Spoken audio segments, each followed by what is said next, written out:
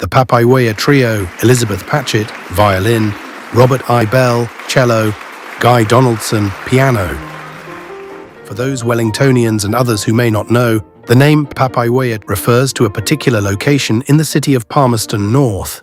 Later, my understanding of the situation's history had evolved to relocating the name Papaioea as a description of a lagoon-like lake in the Hawkbitu area of the city, a long way from the actual square, and that same name bringing with it colorful and even slightly macabre associations with warlike activities of the local Rangikane people. Whatever the actuality of the case, and who can resist a good story, the name itself obviously resounded sufficiently in its own right to be considered an appropriate title for a trio of Palmerston North associated musicians who have thereupon proudly called themselves the Papaioea Trio. Hearing that this ensemble was Wellington bound, I eagerly took myself to St. Andrew's on the Terrace on the appointed day for what promised to be yet another from a series of remarkable lunchtime concerts whose quality has reaped musical riches and fostered agreeable companionship for countless people. And given that the venue is regularly used by local music groups for their own prestigious concert series, often involving fully professional musicians, there's obviously no diminution in the quality of the sonics enjoyed by these lunchtime performers. Of the three musicians who made up the trio, I'd most frequently heard cellist Robert Ibell as a member variously of the NZSO and of the Aroha string quartet, while I had encountered Guy Donaldson as a collaborative pianist on several occasions. I'd had as much experience of him as a conductor while I played for a few precious and enjoyable seasons some years ago in the Manawatu Sinfonia. And as well, I can recall hearing violinist Elizabeth Patchett on a number of occasions as a member of the vibrant Neveen String Quartet. Buoyed by such previous encounters, I was greatly looking forward to the groups coming together and to the delights of the proposed program. While Haydn was perhaps an obvious choice in this repertoire, I'd long since been converted to the inexhaustible pleasures given by the composer's inventiveness in this music, every moment warmly relished by the trio in this performance.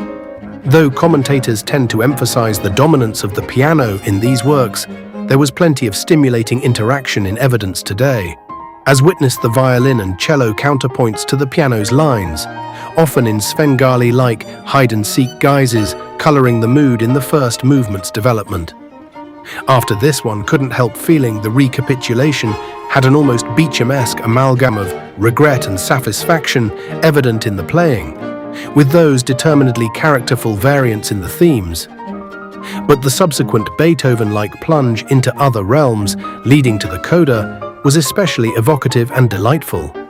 The Andante opened for us a different harmonic world, almost Schumann-esque in its whimsy. Again, the players deftly fashioned whole orbits out of simple gesturings, sudden dynamic contrasts, marvelously deep pedal points, and, after a couple of expect the unexpected modulations, fresh as daisies returnings to the sunshine, with the trajectories of the finale's entry, whirling our spirits aloft, with stimulating touches of trenchant phrasing vying with delicacies of impish delight. A minor key development sequence again pre-echoed Haydn's pupil Beethoven with great gusto, all three instruments bending their backs to the task as the music vaulted all around and over the vistas, the composer seemingly enjoying the improvisatory-like helter-skelter before returning us to recognizable harmonic territories via a coda, whose exhilarating upward rush lifted our spirits skyward at the end. Having enjoyed various of Tchaikovsky's pieces for solo piano, written for each separate month of the year, I was intrigued to learn of the existence of a version of the work arranged for piano trio by a later Russian composer, Alexander Goediker. Born, incidentally, after Tchaikovsky had written his original solo pieces, I found myself wondering, while listening to these beautiful arrangements, why it was that Tchaikovsky hadn't used the piano trio format himself for this absolutely charming music as presented here. I soon discovered that the composer actually had a strong early dislike for the trio combination, telling his patroness, Nadezhda von Meck, that it had no tonal blend as the instruments were incompatible. And yet when his friend Nikolai Rubinstein died the following year in 1881, his tribute to his late friend was a spectacularly wrought piano trio. As well, of course, he had already tried his hand at the combination with the celebrated piano trio section of his second piano concerto, written the year before, curiouser and curiouser. Still, all of this seemed beside the point at the time of listening. The Papaioea trio presented 6 of Goedicke's arrangements, publishing for our edification a translation of the poetic epigraphs that had accompanied the original solo piano versions. The opening April Snowdrop was a bittersweet waltz earnestly expressing a longing for the spring, while the June Barcarolle, a well-known melody, brought out the string player's different characteristics, with Elizabeth Patchett's violin's phrasings precise and contained, compared with Robert Ibell's cello's more flowing and expansive gestures, and with pianist Guy Donaldson, the fulcrum around which the different personalities interacted, making for ear-catching results. The October-Autumn song was a more melancholy affair, violin and cello by turns quietly expressive and eloquent, while the pianist made every note resonate with purpose in a beautiful solo reprise, echoed by the strings in both imitation and descant, and in a way which compelled us to await every turn of phrase with warm expectation. The November Troika, a favorite recital item of pianist Sergei Rachmaninoff's, gave us the piece's heartwarming melody at the start, at first simply, then flowing more expansively and descriptively, followed by a central section brimful with mischief and gaiety, and combining song and dance as the fun and laughter faded into the distance. The December Christmas sequence was a suave waltz, more Viennese drawing room than Russian, though with moments of longing, almost aching rubato in between the tempo 1 dance sequences. For the final February carnival, all the festive stops were pulled out for the opening with not a moment's gaiety wasted. A rather more quixotic middle section could have depicted some kind of party game, one which spilled back over and into the return of the opening music. At the end, after a brief moment of reflection, of inwardness, the carnival itself delivered the final come-on gesture. I remember wondering at that point how I would feel about going back to the solo piano version for a listen after such an enjoyable ensembled musical experience. The program's final item was new to me and probably to most other people in the hall.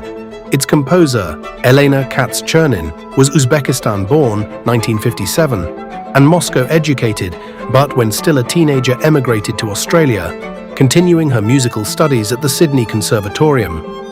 After her graduation, she moved to Germany for further study before returning to Australia in 1994, since then pursuing an active and successful composing career.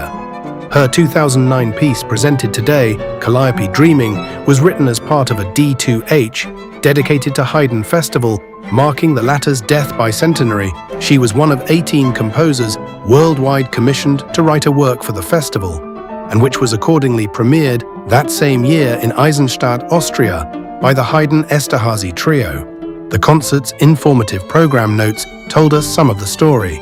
Katz-Chernin was inspired by a biographical detail concerning Haydn's own reported wish that the slow movement of his own Symphony No. 44, Trauer, be played at his funeral, though she was compelled by the symphony's overall beauty to draw from other parts of the work as well when composing her own tribute.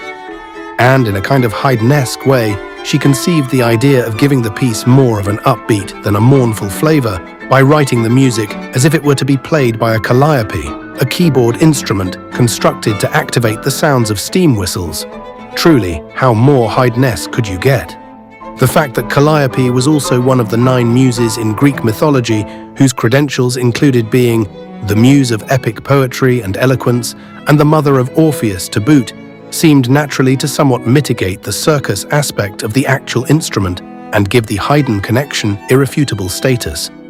After we in situ listeners-to-be had digested these delightfully incontrovertible vagaries of detail, admittedly with a few added afterthoughts, the trio plunged into Calliope Dreaming, Katz-Chernin's wondrous caprice fantasy upon themes by a composer given himself to such occasional flights of fancy.